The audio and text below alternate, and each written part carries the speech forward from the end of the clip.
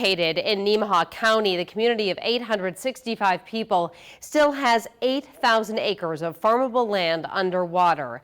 So far, we've brought you stories on how the town of Peru is recovering, how the townspeople are getting water, and the impact on students at the local college there. Reporter Bergman brings us the last part in his series about flood recovery. Amy Mincer is busy at work at Peru State. Life is getting back to normal for her. It was a tough 4.5 months. Yeah, it was really hard. Overnight, Mincer's daily commute went from 35 minutes to 2 hours. She ended up moving into the dorms for the rest of the semester. It made it bearable for me, even though living in a dorm doesn't sound all the greatest. It was a good solution to my problem. The problems at Peru State reached more than just housing. Our water was shut off, and we needed to close campus for 2 days so that the city could come up with a way to bring water back to campus. And we were using it as fast as we were bringing it in. The water's fixed, but 6 months later, Peru is still underwater. None of the water you see around here is supposed to be here. 6 months in, we're still in the midst of the natural disaster. Right now, we're trying to get back on our feet as a community. We've also got some big assets in Peru. Peru is a critical component of southeast Nebraska. The water levels have stayed consistent for the last several months. The water's remained because it has nowhere to go. People should care about a town of 860 people because these are people. These are Nebraskans. So after all this, what's next for this small town in southeast Nebraska? Well, it starts by getting rid of this water and rebuilding this levee here in Peru. Reporting in Peru, Nebraska, Phil Bergman, 3 News Now.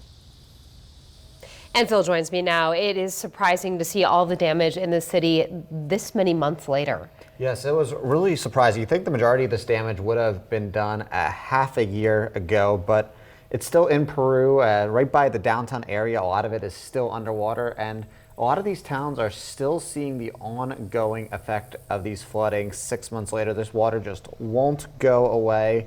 A lot of it has to do with the levee breaking, and the water is just stuck there. 8,000 acres of farmable land still underwater. Just awful. You've done many stories now just focused on Peru and Nebraska. What made you want to focus on this community? Yeah, so the reason we decided to do Peru was we got a tip from the senator, Julie Slama. She tweeted out pictures talking about how upset she was that people aren't talking about Peru. And we realized that Peru is a microcosm for the bigger picture going on with these towns in southeastern Nebraska, that a lot of these towns are still facing issues every day. But at the same time, this town's also fascinating because it's home to Peru State College, a state university, and that adds an extra dynamic to the situation because this isn't just a town of 800.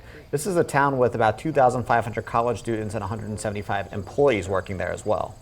To do these stories, you spent some time there, you talked to the people there. What were some of the biggest takeaways you took from someone covering this now for several days? I'd say the resiliency of this town is easy to see. Everybody's really working hard to get through this. They all work together, and they were very opening up their arms and their communities to let us come in and tell their stories, which we're really appreciative of. But also, this flooding is not going away anytime soon. There's a lot of work to do. They need a new water treatment facility still that could cost up to $3 million. They got to get rid of all this water. They have to fix the levee. So still a lot more to be done in Peru. Yeah, a lot more to do. What is next is they work to move forward. Yeah, so as we're seeing the pictures of this water treatment facility is the first thing that they're going to really have to take care of. A new one, as I said, costs $3 million. That's going to be the big thing. They have a temporary one, but that only lasts for about 3 years, and they're going to need to find the money for that, and they just need to rebuild and let people know they need to help out their economy. A lot of people in Missouri still can't cross the 136 bridge from the by Brownville and Rockport, Missouri to get there, so only people in Nebraska and Kansas can really visit the area easily. So they're really urging people to come into Peru, check out the stores, and really help boost the economy in Nemaha County. All right, Phil, a lot of interesting information, as you said, just a microcosm of what people are dealing with, and there are a lot of people in different places that are dealing with the effects of the flooding. Yes. Thanks, Phil.